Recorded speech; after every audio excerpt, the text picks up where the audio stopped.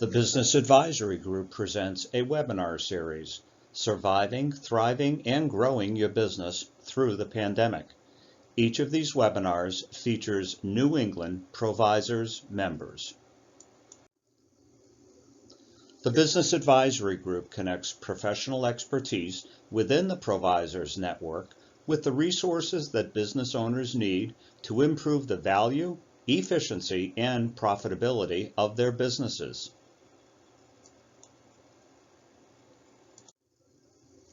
Each of the sessions, starting on September 29 and continuing through November 18, feature provisor experts in each of the categories noted. All of the sessions begin at 2 p.m. Eastern and will be rebroadcast over our YouTube channel. We hope you enjoy the sessions and contact each of the experts if you have questions that are important to you as a business owner. Thank you.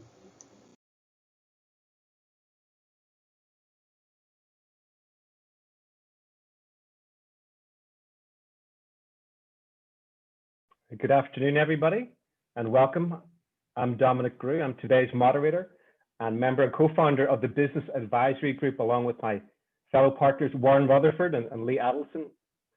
The mission of the Business Advisory Group is to provide the resources, knowledge, and expertise of our network to help business owners survive, thrive, and grow during the pandemic and beyond. Welcome to today's session, and the topic is leveraging technology. Today, we're going to be discussing how organizations are leveraging tech to grow and thrive in the current economic climate that's being created. But before we do that, just a few quick suggestions. On the top of your screen, under the view options, we suggest that you uncheck the side-by-side mode and set the zoom ratio to window. We ask that if you have questions as we go along, just put them in the Q&A box. We'd love to have some interaction, and we'll address your questions as they come up during the session. A reminder that the session is in fact being recorded. So before we begin, let's have our panelists introduce themselves. I'd also like to have Lee Adelson, our co-host for today's session, and Warren Rutherford introduce themselves as well. So Jonathan, you go first. Good afternoon, Jonathan LaMaster. Your digital Sherpa, guiding you to the pinnacle of your web, mobile, marketing, and business automation needs. It's a pleasure to be here with you this morning. I'm particularly interested in helping companies with digital transformation, taking paper-based processes and automating them, or using e-commerce. I also help clients with branding and digital advertising. Pleasure to be here today. Terrific. Happy to have you here, Jonathan. Trent, introduce yourself. How's it going? I'm Trent Warner, founder and creative director of NYB Creative. We help turn your website into your best salesperson, make your salespeople more effective, and help your business focus on customer experience. Today, I'm going to talk a lot about customer experience and how that gap has been bridged by technology in the past 6 months. Excited to be here. Terrific. And we're happy to have you here and welcome. And Joyce, if you'd like to introduce yourself. Hi, I'm Joyce Ripianzi from AAF CPAs. I'm a partner in the Managed Accounting Solutions Division, and we provide outsourced finance function from staff all the way up to the CFO level. And we bring everything that runs your finance business to the cloud using technology, and it's accessible from anywhere. Perfect. Welcome. Lee, and Lee is going to be doing the AV for today's session. You want to introduce yourself, Lee? Sure. Good afternoon, everyone. I'm Lee Adelson. I'm a financial advisor with the Bullfinch Group. I provide uncommon thinking to create uncommon results for business owners by implementing insurance strategies to attract, retain, and reward key employees, as well as providing planning for their succession due to growth, sale, succession, or retirement. Glad to be here. Look forward to the session, and welcome to our attendees and panelists. Great. And finally, last but by no means least, Warren Rutherford. Thanks, Dominic, and good afternoon, everyone, and greetings to our panelists. I'm Warren Rutherford. I'm the owner of the Executive Suite, providing talent assessment systems, executive coaching, and recruitment services to my clients. I'm also known as the Chief People Officer, and if you have needs in those areas, please let us know. Terrific. And as I mentioned earlier, I'm Dominic Grew. I'm the owner of Elevate Business Coaching. I provide business leaders the outside perspective they need to manage change and accomplish their business and their career goals. So we are going to talk in sort of three themes today. We're going to talk about technology and how it's used to enhance the customer experience. We're going to talk about some of the automation tools out there. And finally, we're going to talk about how you leverage technology and what that means in terms of the benefits for your internal team. So Jonathan, knowing the experience that you have had working in this space for 20 plus years, I want to just ask you if you would, just to kick things off and, just start with the very basic question, like what is technology and how has it evolved to where we are today? Take it away.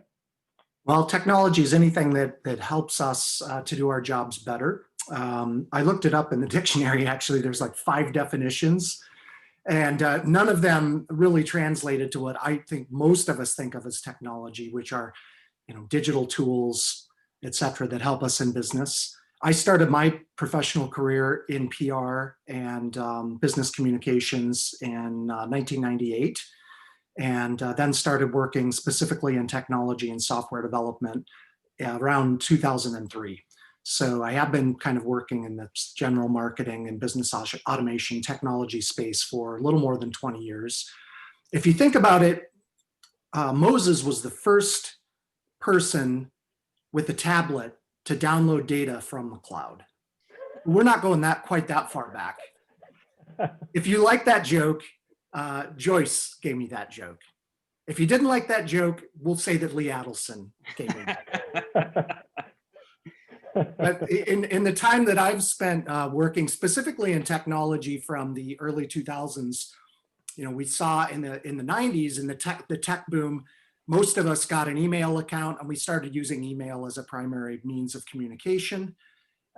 We saw websites that were long and scrolling pages of information, ironically, that we come back to now with responsive design. We'll get to that. Also in the 90s, well, in the early 2000s, then we saw the rise of Google as a major search engine. We saw e-commerce being used more, websites being used more, not just as a source of information, but to actually do business, and web applications being built. That's kind of when I started my career, was in that period of time where we were doing more with websites, building applications, e-commerce, et cetera. And then in the last decade, we really saw the move towards mobile devices in business. The iPhone came out in 2007. Prior to that, we had PDAs and window phones and the Trio, Palm Pilot, BlackBerry, all those things. And then in 2010s on up, we really saw that move towards mobile devices, mobile computing, applications. Mobile apps originally were more B2C based, consumer based. And then there was a big move towards using apps in business for business. And more recently, we've seen the rise of the Internet of Things, devices that, wearable devices, AI, and blockchain. So some of those topics might come up today, but that's just a little snippet of kind of how I've seen the landscape shift and change. It is ironic we are back to that long scrolling page because of the importance of these mobile devices. Yeah, so thank you for that, for like introducing us into that, Jonathan. A lot has happened in a short space of time as you play it all back. And I never actually thought about tracing it right back to Moses and the tablets and the cloud and so on, but you covered a lot of ground very quickly. So tech's been around a long time. It's accelerated incredibly in the last 20 years. But I wanted to kind of, check in with you, Trent. So we've had all this change, and obviously people have embraced technology. Some of them have pushed back on it. So what's really changed since the pandemic? I think I want to start with where's been the holdup, right? Like, why has it taken so long for this to change? And why has it taken like a pandemic to create this shift? And I think it's really two things. I think it's around compliance and interpersonal communication. When it comes to like my main industries of focus, finance, insurance, real estate, and law, you're talking about archaic systems. They're slow moving, and they're slow moving on purpose, right? They're really heavily laden in this compliance. And if you take everything from a title attorney and an e-signature, where you had to physically go in person and set this meeting, and it was a whole ordeal, to now, I remember when the pandemic first started, there's this South Shore title attorney, and he had a drive-through in his parking lot to make things go smoothly. Like, he really wanted to bridge these gaps for people, and it's taking innovation like that. I think if you were to take the whole e-signature as a whole, like, that is a booming industry. If you look at the stock of DocuSign and things like that, it's going through the roof. So that's one focus. The other thing is interpersonal relationships. And I know before the pandemic, almost all of my leads closed in person. If you take Provisors as another example, how many meetings did we have in person? It was either you're in a group in person or you're grabbing coffee in person. The concept of doing a video call felt kind of like, it's not as important to me. Like, I can't physically be there. It's something I want to just get done. But I think that those two things created this massive shift right now. And now customer expectations have kind of adjusted for that. And a few things that we're going to talk about today involve, changing schedules of people. And I think a parent is a perfect example. A parent is now planning around every other role that they have, whether it's an educator, a child like caregiver. I couldn't figure out the PC term of a lunch lady. Maybe it's like lunch administrator. They're planning these things during the day, and they're planning their work schedules around these things. So I think that technology has to bridge that gap for new customer expectations, because it's not about sales anymore. It's about just a change in a working environment.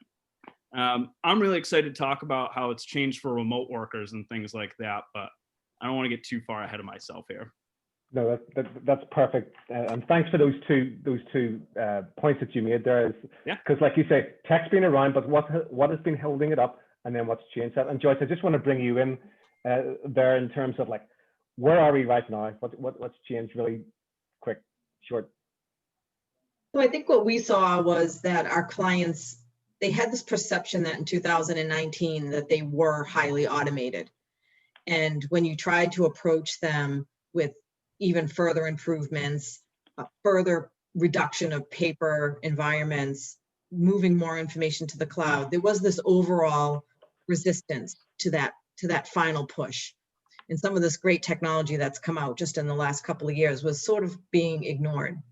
Now what we're seeing thrown into a pandemic is that all of a sudden, I keep saying, oh my God, that's so 2019, right? If you have an introduction meeting with a prospect or with a client, and it's on a conference call, it feels awkward, like you're not on video. And when we're talking about a very short span of time where people have become comfortable in their homes working and being on camera and seeing each other and feeling the connection, which I think it took some time to get there. But what happened when the pandemic created a shutdown was every single one of our clients realized what part of their process was broken. They no longer could go to the office. They realized they couldn't pay a bill because they were still writing manual checks. They realized they weren't at the office to receive or open the mail. They were still going to the bank to make deposits. There was so much of the process that they felt was necessary, which they now realized is not necessary, that there's so much more automation to be done.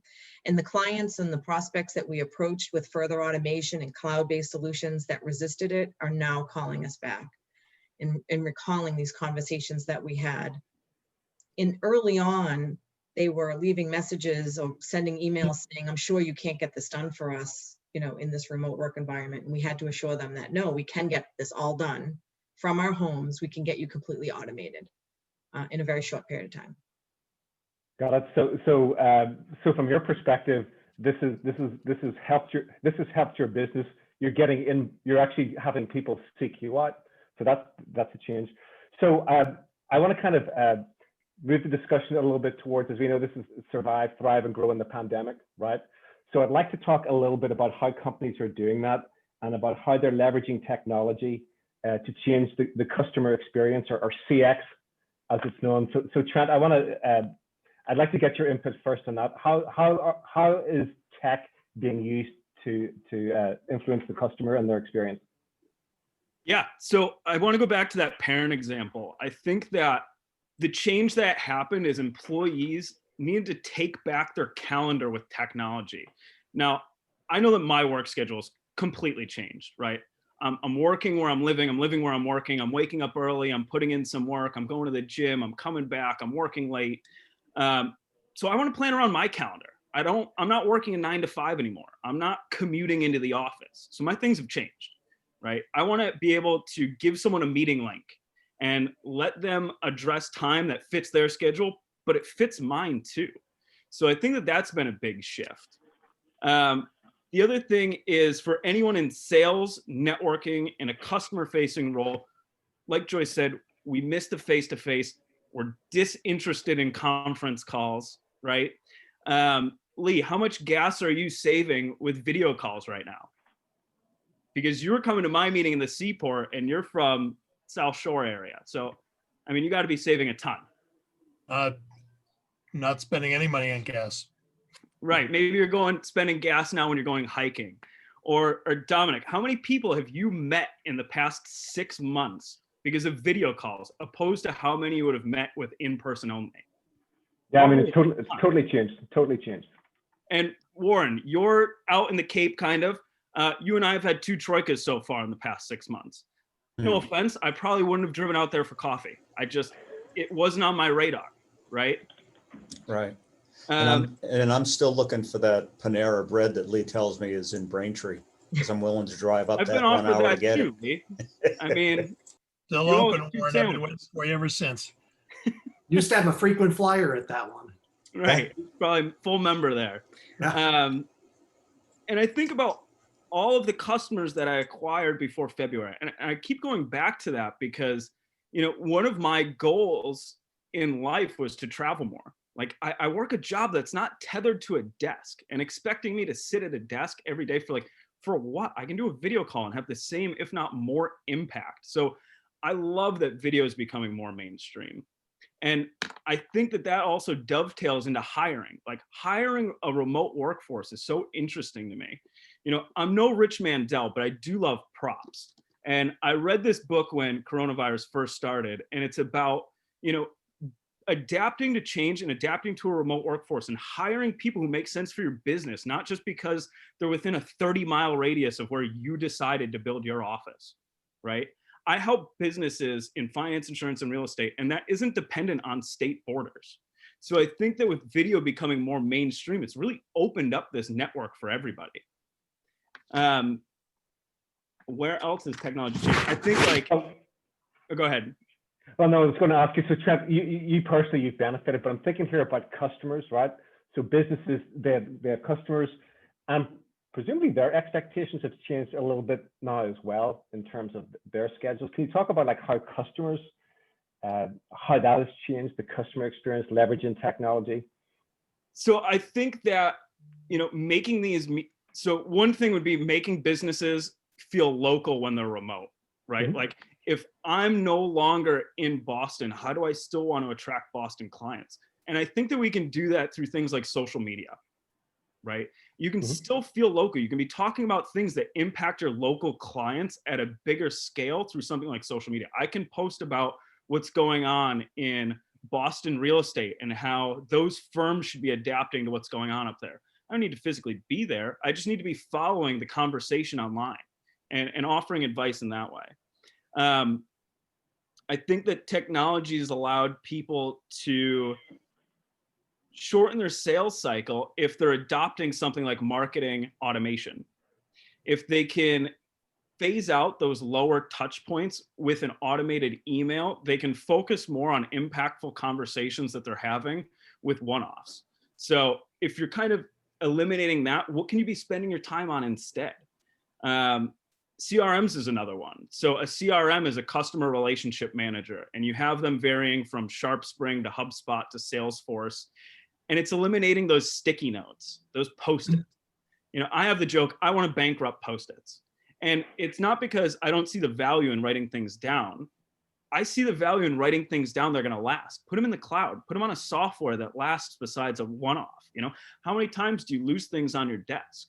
When we shifted from having a desk at an office to having a desk at home, there was a fundamental shift in the way that we prepared notes and the way that we interacted in sales relationships. And I think technology has to do that as well. We have to change where we're putting things, where we're housing things. So those are a few examples that I can think of off the top of my head. So you're going to eliminate post-it notes. At my workplace, it's littered with post-it notes, so it would be nice to see what the wall actually looks like. I love those too, but I think we're making that shift because I don't want those on my refrigerator. I don't want those under my TV. My office wall is gone. So where am I going to put those? Yeah. Well, and also, when you open the window and the wind comes in, all of a sudden they're gone. Right. Jonathan, I'd like to bring you in just a little bit on this question. And obviously, you work with a lot of different types of organizations, profit and nonprofit. But how are some of those organizations leveraging technology or automation, perhaps, to enhance that customer experience? Well, I'll address that. I just wanted to say quickly that to Trent's point about remote working, I've been a member host at a co-working space here in my hometown of Winthrop called Incubate Co-working for the last couple of years.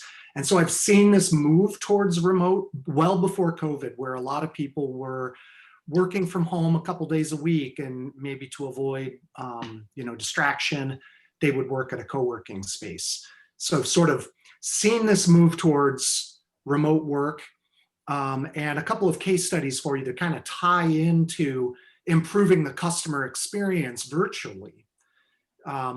Some years ago, probably 5 years ago, 6 years ago, my mobile development team, mobile application development team, helped Thermo Fisher Scientific with an Internet of Things project. Thermo Fisher builds, among other things, PCR machines. We've all heard a lot about PCR machines now with COVID, but they use these PCR machines in their labs, right? And there might be multiple teams using these PCR machines. And what we did in this Internet of Things app, among other things, was created a mobile app that was downloadable that we gave to everybody, or that Thermo Fisher could give to everybody that bought these PCR machines, so that they could finally remotely monitor that machine. Why was that important? Well, they needed to be able to go and get a cup of coffee without worrying about burning up priceless intellectual property in their PCR machine. Or they needed to know if the other team that was using the PCR machine was done with their batch run. And so we also built into it a lot of videos and a lot of, hey, check this out, here's a new solution. So it was delighting the customer, if you will. It was giving them something that was that really helped them use that piece of machinery, but it was also a Trojan horse and to be sticky. So it improved the customer experience, but it also improved the bottom line for Thermo. Another example is an organization called the Center for Self-Leadership that I helped about a year and a half ago, with a rebranding to the IFS Institute. The Center for Self-Leadership's product, if you will, is a method of psychotherapy called IFS. And they have hundreds of trainers all over the world that do these trainings. And that's the entire bread and butter of the organization, is to go out and train people in this evidence-based methodology of psychotherapy that practitioners who practice report better results with their clients, higher earnings, and higher job satisfaction. They couldn't keep up with the demand for all the people that all the psychotherapists who wanted to transition and learn and become certified in being an IFS certified counselor. They have 3 levels of these trainings, and their old method of signing people up for these trainings consisted of this: go to our website, download the PDF, fill out the PDF, mail it in, or fax it in, or email it in, right? You get where I'm going here. Almost paper-based process. And we went through every step of that process and figured out how to automate that. And we turned a 7-day process into a 3-hour process. That's also important for employee experience. And I know we're going to talk about that later. But for the customer, it's much easier. Those people signing up, it's, you know, they can just go through this process very quickly, and they know after 3 hours or so if they've been accepted or if they're on a wait list. Yeah. And so we were able to cut down by cutting down on a lot of that business process. Not only do we boost the bottom line, but we cut cost. We also help them in their bookstore, an online bookstore, to offer downloadable content. And we help them to offer their first, and this is pre-COVID, we help them to, they do a big annual conference every year. People are flying in from all over the world. But some people, because of the cost of airline tickets and because of the cost of the conference, it was just cost prohibitive for them to attend the conference. Mm-hmm. So we helped them offer an online version of the conference for $500, a lot cheaper than the plane tickets, let alone the hotel rooms, the conference, etc. And so now post-COVID, because of all that work we did to virtualize their business, they've been able to keep up with their trainings virtually in this new virtual world. So just a couple of case studies on customer experience. Yeah, no, those are good. And it sounds like you've had a lot of experience in developing apps. And what I'm hearing you say is, you know, faster, quicker, cheaper, and reduction of paper. And so I'm going to go to you, Joyce, and have you weigh in on this one, because I'm sure there's some common themes there from where you're sitting. Yeah, there's definitely some common themes. So the customer experience that for the clients that we've convinced that you need to be in the cloud and you need to be accessible from everywhere has been a night and day situation for them. So they now realize that they can be anywhere that the internet exists, and they can usually access their financial records, their general ledger, their bank accounts, and their bill payment system from their phone, their tablet, or their laptop. And that has been a large shift in making sure everything becomes a paperless process. So we've completely eliminated the use of all of the paper processes that Jonathan's talking about. So some good examples are, we would talk to clients that dealt with, say they still had cash in their business. They were still collecting cash from customers for payment of services. And we would explain to them that that's a huge risk in collecting cash. You should really need to move to an electronic payment system, you know, credit card, debit card. And there was large resistance to that. Our customers won't accept that. Well, with the pandemic, no one wanted to touch cash. Nobody wanted to be in person to deliver the payment. All of a sudden, people were asking for electronic ways to pay for services. So that was the first shift. You know, the second shift was in how the bills were being paid and submitted online. So if you had vendors that still insisted that they had to mail you an invoice and you had to mail them a check, so much of that has gone away. They start to realize that as their business becomes remote and paperless, they'd rather email you a bill. They don't have to buy paper. They don't have to buy envelopes, stamp, print it. There are no printer cartridges. The amount of money that's saved in processing a transaction is significantly reduced. And then the amount of time that it takes for people to get paid or for you to get paid by your customers is shrinking with the use of automation. Yeah. So you'll send out, you know, online bill payment reminders. So say you have a membership organization, you're sending out your membership with a link. So many more people are opting to click on that link and pay via a credit card or put in their banking information for the annual ACH to hit their account. And then it's really saved money on the audit, right? So almost all of our clients are then ultimately audited. And audits used to predominantly happen in person. You'd show up, you'd have to hand all this paper over to the auditor. And now the auditors want to do their audits remotely. And don't they love it when you say to them, here's a link to all the electronic file cabinet, all the bills. Here's a link you can get right into our general ledger, peruse through. Here's a link to all of our payroll records. So the fact that everything becomes automated is touching every aspect of the financial side of the business and the automation of the customer deliverable and how the customer interacts. Yeah, it's just amazing in my own household how, payment terms have become verbs. Just Vend me, Zelle me, with my phone payments. I heard you can Venmo snap me. people money. I didn't know that until the other day. My son told me, snap me some money. I'm like, I just learned something today. Joyce, Yeah. you tell your son to snap me some money anytime. Hey, listen, I just want to take a quick pause. I know if the Q&A, if you have questions about what we're talking about, stick them in the chat. I want to go over to Warren. You got anything there in the chat that we should touch on before we move on to the next theme? Yes, we do, Dominic, and perhaps perhaps Joyce could answer this one. How are companies servicing clients after normal work hours without extending the workday? And then how do you reach those that are not tech savvy? You commented on it a little bit, but maybe elaborate upon that a bit more since COVID hit us. Yeah, I think with the people working remote, everybody has this need for a flexible work schedule.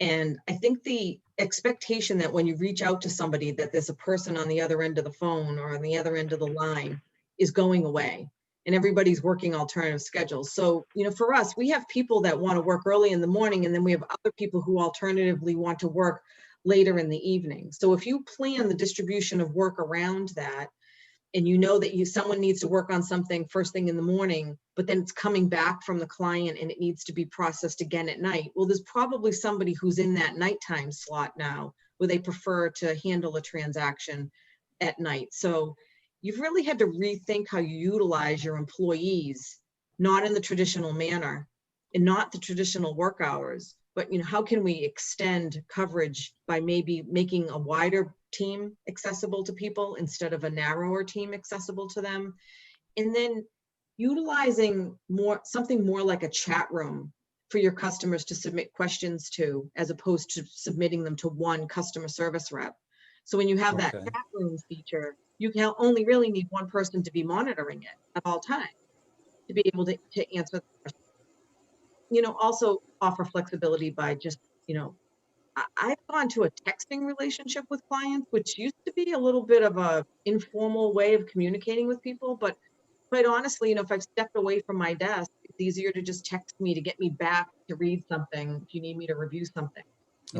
Just send me a quick text message or we use Microsoft Teams. We download the Teams app and you can have conversations with people. But we've also tried to be, so I talk about the fact that I have internal customers and external customers. I look at everybody who works in my department as an internal customer. I have to make sure that I keep them happy. Yeah. Because if I have happy people in my department, then the client experience to the external clients is much better, right? So I need to be open with people when I'm talking to them about how, well, this person has to, they only work till 3 o'clock, but they can come back online at 6 in the evening. Does some of those hours work better for you? Or can we give you another person in our department if you prefer to work, if your premium hours of work are between 3 and 5, we can change up the team members. So I think you have to go really outside the box when you're considering. Thank you. Yeah, It's interesting. I think Go going ahead, back to texting, I think that one of the things that we're talking about around customer experience is how we've created this shift to being more human in business, right? Like texting is something you do with friends, and Joyce is saying that she does it with her clients. And it's kind of breaking the fourth wall right now, right? Joyce, I remember when we were planning for this, you mentioned the fact that you love seeing a customer or an employee's family in the background of your Zoom calls, because you kind of bridge that gap and get to meet them more, right? We do, and we're noticing that it's changed over the last 6 months. It was this big, you would see people go, shooing people away from them. And Right. now it seems like, oh, my children want to meet you. Is that okay? And it really does create a better bond with your employees. And I think it's a better bond with customers. And we're getting online with our clients, and we have a professional dress code. We're asked to dress professionally, but the clients are coming on, they've got the sweatshirts, the hats on backwards, Right.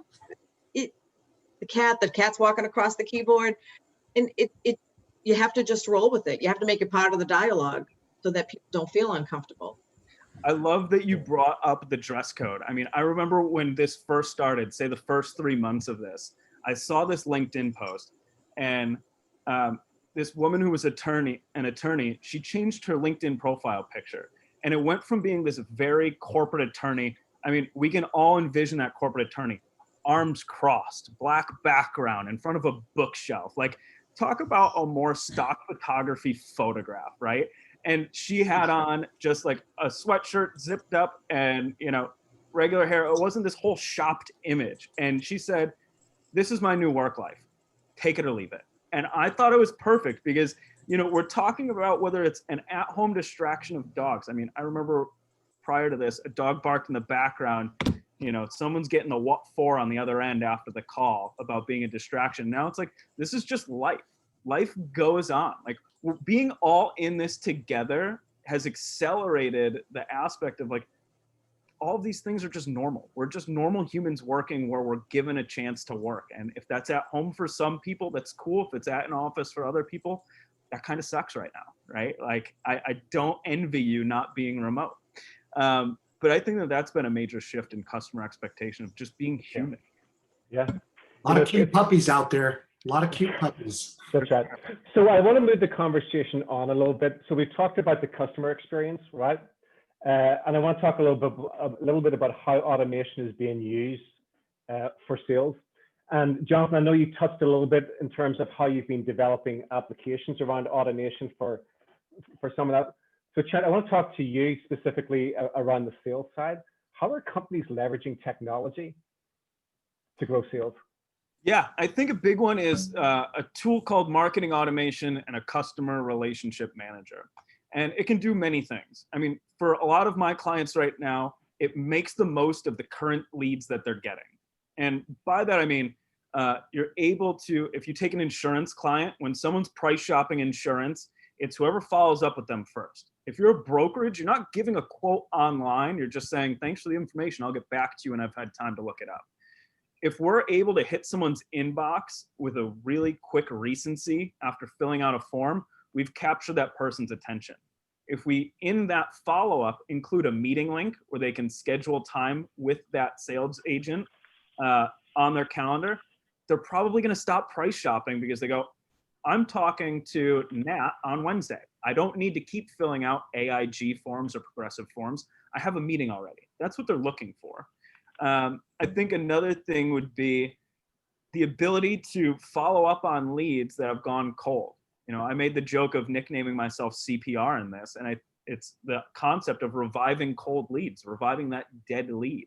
And whether it's a cyclical business, like I go back to insurance, like your insurance is up for renewal every 12 months, you know someone's going to reach up with you. If you missed it in 1 year, you can follow up 11 months later and probably get that lead. How do you do that without a tool to tell you when 11 months is up? Are you going through an Excel and combing through that way? That seems a little silly to me considering we're in 2020, right? You can have a tool that gives you every month, these are your leads to follow up with. These are the people you missed out on last year. This is the amount of revenue you can expect. You're able to gauge your sales on a monthly basis more clearly. You're able to gauge revenue more clearly. Countless things you can do there. But I think that, again, it goes back to the customer experience of it in hitting them at that specific time instead of just calling them any random time you think, you know, you have a free calendar spot. It's about them. It's not about you. So I think automation bridges that gap well. It's really interesting. I love that phrase where you say it's not about it's about them, not about you. And that's one of the things that I feel, you know, this time has challenged us to do things maybe on our own terms, whether it's how you dress, the photo you put in your LinkedIn profile, or when you want to meet or talk with people. Yeah. It sounds like you got some interesting tools there that are helping facilitate that in a more timely fashion, but also that ability to be able to like revive old leads, warm them back up again. And it's, you know, revenue is important when you're trying to survive. Joyce, I'd like to go over to you at this point because you do have that interesting perspective where you know, you leverage technology for your business services, but you've also been able to be a benefactor of technology as well. Can you talk a little bit about how it's changed your customer base, your client base? Yeah, so logistics used to always come into it because, as Trent said earlier, you were expected to meet someone face to face when you first met them. It would almost be rude if you didn't offer to drive to their location and meet them. So it really started to narrow who your client base was within a driving distance geographically. So we're predominantly Massachusetts and New England. Now that our presence is on the web, the leads that are coming to me and the people that I'm talking to are, one is in California, one's in Pittsburgh, the two that I just talked to this week. And no one's even asking where we're physically located anymore. It's irrelevant to them because we're only selling them outsourced solutions. We're going to continue to be present here on video chat, and all of the systems are going to be cloud-based. We're all going to access them from anywhere. But what we're also noticing is that the clients are now everywhere. So you used to have a bunch of individuals that were tied to a building, and we're starting to see the clients either change personnel or personnel moving further away. So, I have a friend that was right in Southern New Hampshire. Now, all of a sudden, he's moving way up into Maine because he's like, I'm going to work from home. This is a new thing. I'm going to stay remote. I'm not going back to the office. There's no need for me to go back to the office. So especially in a finance position where you were sort of always that backroom person anyway, do you really need to be in the building if you're not doing client service face to face? If it isn't, if you're not the surgeon doing the surgery, but the person in the back room issuing the invoice, does it really matter where you're sitting geographically? And we're finding out that the answer is no, and that the more people that you don't bring back, the less space you're going to need. I mean, we did have a discussion early when we were preparing about how this is going to impact the real estate industry a lot, I think. But perhaps space is going to get utilized differently. We're seeing employees be utilized differently. One of the comments we used to get is, well, if we automate all of our accounting, what are we going to do with all these people? We don't, we like our employees. We don't want to let them go. And the answer to that is, if you spend less time worrying about what happened in the past and tracking transactions, those same people can spend time figuring out how to make the client experience better, how to grow your business, doing data analytics and reviewing information and putting that data to use for you for the future instead of worrying about historical. And so the same thing, maybe buildings will get repurposed too. Maybe you'll service your clients differently if you have a different space configuration because there isn't so many administrative people, taking up space. Yeah. Jonathan, Adelson, do you want to add on quickly to that? Sure. I would say that for myself, and this is a little bit different from what we've talked about so far, so just bring in another perspective here on how I see things changing, is the rise of third-party solutions, APIs, and SDKs, software development kits, where, I'll give you an example. I'm talking to a cannabis client right now, Alfred's Finest in Plymouth. And they've recently been licensed not only to do retail, but to do delivery. And in the past, we would have had to build all those applications and it would have been more expensive.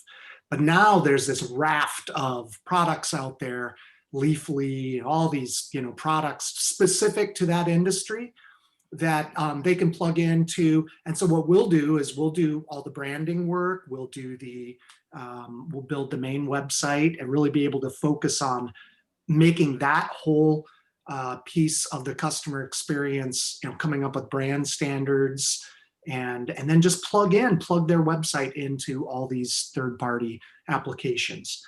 Sometimes those APIs, those APIs have become so prevalent that so many products, software products, SaaS products have them. And you have to determine whether, how well they work, how open they are. For example, there's a new e-commerce solution that I'm working with called Zifter Shop.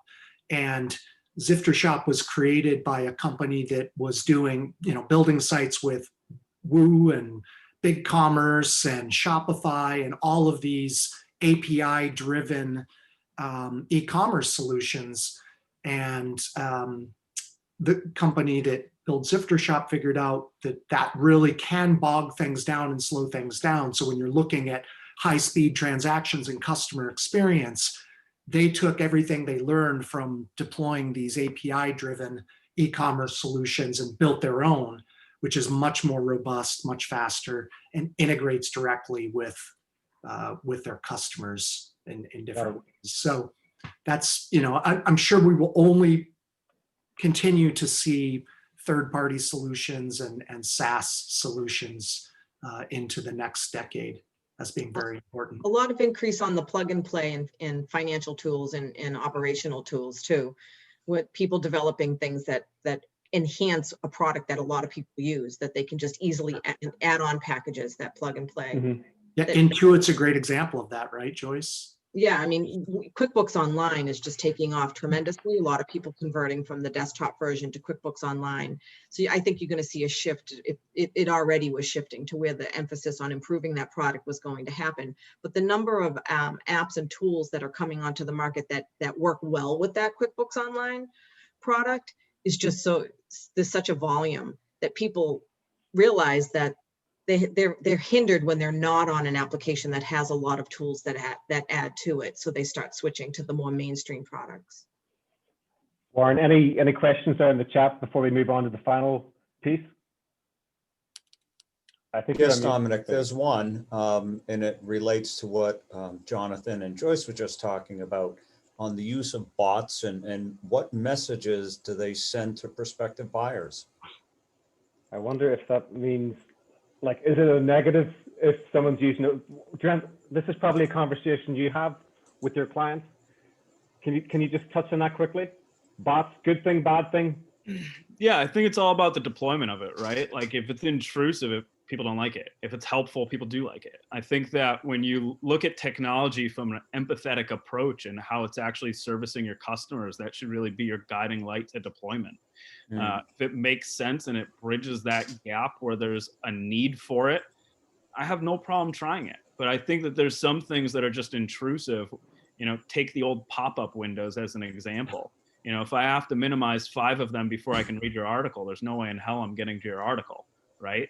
But if your pop-ups have value where when I get to the end of your article, it's saying something to the effect of, if you enjoyed this, please join our newsletter. And I spent 3 minutes on that page. I don't consider that intrusive at all. Same thing with a chat bot. If a chat bot is there to guide me to better information or connect me with a sales rep, I'm fine with using that. But if it's going to ask me for my email, spit me into a newsletter I didn't sign up for, I'm like, whoa, buddy, what do we do here? You know, like let's take a second before we do all that. So I'm cool with automation like that. I just think it has to serve a purpose and be for customer satisfaction. Yeah. You So know, it all depends, and it depends, and it's down to the business, right? It's something that they've got to make a determination on it, and there's benefits and there's disadvantages. I was going to just say quickly, if I could, Dominic, it's just back to our conversation about texting and email. It's another channel, and there are hybrid models available too, where that you can have a live person on that chat, and then if it's after hours, you can kick them over to a recording or to an AI bot or whatever it is. So it can be finessed and used in different ways. Thanks. That's a good point. So we're rounding the bend. The final thing we're just going to touch on just quickly is, what's the impact been from an employee perspective? So companies clearly, right, are leveraging tech, whether it's to survive on the payments and their finances, or perhaps a better customer experience or sales. But what about the employees? Joyce, do you want to weigh in on that? Yeah, we opened our offices to anybody who wanted to come back, and it was just astonishing how few people have any desire to come back. You know, the number one thing we hear is, as long as I have to wear a mask at the office, I'd rather work from home. It's just much more comfortable for me. And we completely understand that. And then the flexibility and the interaction with your family that you're allowed to have, or you have the ability to have because you're home, has been a tremendous value for a lot of people. So we're finding that at first it didn't feel like a good employee experience. It was very awkward. But I just feel like in the last 3 months, there's been a shift to where people are now adjusting. You know, a lot of people hate that expression, the new normal, but I feel like when they realize we're going into the winter and this is not going to change, they began to embrace, maybe change their work, where in the house they worked, or set better boundaries for themselves between work and personal life. So we also had to change how we managed people. I had a lot of valuable conversations with people to and from the ladies' room, or at the water cooler, or standing in line to get lunch every day. And now I've realized that doesn't happen anymore. So we started putting one-on-ones with different people in the company and different people in the department. I run the nonprofit side of the practice and someone else runs the for-profit side. I talk to the people on my side all the time. I now have one-on-one meetings in my calendar to talk to the people that I would normally just have run into, you know, in the office. And it really does make it feel more like I'm at work when I'm just having casual conversations with them. But on top of that, what the new normal has become is we can share each other's calendars, and someone sees that I'm talking to a coworker on Microsoft Teams. They now know that if it's just internal people, they can go to my calendar, click the link, and pop in. Which is that old knock on the door, and can I interrupt? I have a quick question. So that's something new that's just started in the last few weeks. That's where you're really just starting to look at these Teams meetings like someone's in your office talking to you and somebody else can break in and interrupt. So I thought that was like the newest fun way to get employees to almost get surprised by each other. Yeah, one of the interesting dynamics, and you didn't say it, right? But technology threat, right? It's going to take away my job, right? That's one of the concerns that there has been. But what's the experience been during this pandemic? Trent, can you just touch on that employee perspective of tech? You know, are you, Yeah, I think that, I mean, it's very common for people to kind of dig their heels in when it comes to change, right? But I think that what it's shifted for businesses is this idea of being proactive instead of reactive. You know, if I can get rid of all the things that suck up your time and I can give you that block of hours back, as an employee, what can you do with that block of hours, right? I think that there's the ability to get more involved with company social media, and whether that's taking something like a blog archive and posting on your own, or spending time meeting with a marketing team, or, you know, going and filtering your own content like you guys are doing right here, making a webinar like this. What can you do with the time that you have to be more impactful? So I don't necessarily think that technology is going to, you know, cascade over employees, but I do think that it's highlighting employees that aren't built for growth and who are opposed to learning. And as someone who manages a lot of employees, I mean, one of the roots of my business when you come in is being a lifelong learner. And if you're not geared for that, you're not going to last long here. And it's the idea that we're always going to be, our jobs are always going to be threatened, whether it's technology, a competitor, or a changing market. Your job's always at risk, but it's how you adapt to that that really solidifies your role at a company. And I think that there's a lot of managers that, you know, as leads start dwindling with closing businesses, as that time and profit kind of shifts, you know, they do have to take a long, hard look at the mirror. And I think that employees that embrace the change and they adopt to technology and they're not digging their heels in are going to be benefiting after all of this, and, you know, after all this is smoothed out. But I think that, you know, you can't be opposed to change and you can't dig your heels in. You kind of just have to go with the flow. And you know, there's so much there I could go with that, but the thing that I take away is you've got to adapt. So whether you're an employee or a company, things are going to continuously change, and technology is one of the ways to do that. The other thing you mentioned there was about freeing people up. Joyce, you mentioned that as well. It's about taking away those mundane things to free up for higher value activities. Jonathan, anything else that you'd like to add on there? You know, it's perfect piggyback there, you know, from coming from a software development standpoint. Sometimes, even though it's great to use these third-party applications or use a content management system like WordPress, it's great to be able to, like, the low-hanging fruit is in business automation and digital transformation, I think, is looking at those mundane tasks that nobody wants to do, because they're going to save time, they're going to save money, and they're going to increase employee productivity and happiness. And those employees can do higher level things, you know, talk to more customers, right, et cetera. And then in terms of building software, we can, you know, if it's in the budget and it makes sense, when you build software, you can make sure that it does no more or no less than the employees need it to do. I've had clients actually all over the world, a client in Italy who was a self-described Luddite. She was afraid of technology. Even touching a computer made her nervous. But we were able to build her website and her entire business virtually. She's able to add new vacation packages. She's got a company called Your Own Italy, and she can do everything herself. She doesn't need us. We built the mousetrap perfectly in the e-commerce platform so that she can add a new vacation package on her own. And that's a beautiful thing. So it's amazing you've taken us on this journey. We're in California, we're in Italy, things are changing. Last question for small business owners that are listening to this. They are overwhelmed. They hear about technology. They just don't know where to get started. What advice would you have for them? 30 seconds, Joyce. What keeps you up at night? What's the biggest problem you need to solve? And then reach out to your network and get 3 introductions for people that can give you some ideas. Just amongst provisors, there's a lot of free advice that goes around just in initial discussions to help set your, what do you want to accomplish? Awesome. Jonathan. This community, provisors community, is an amazing community, and it's open wide up. We can attend each other's meetings in different states, so we can really kind of get to know each other and reach out to that network. People that are not within the network, obviously, I think just look out for people or look towards people that are collaborative, that are willing to have a free conversation with you initially, and that don't always say yes, and that don't say, yes, I can do that.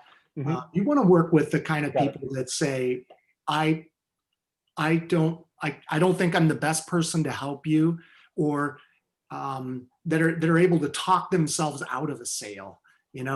People come to me and say, I want to build a mobile app. I need to build a mobile app. Well, I want to find out why. What's the purpose? What's the goal? Building mobile apps is expensive. So. Trent?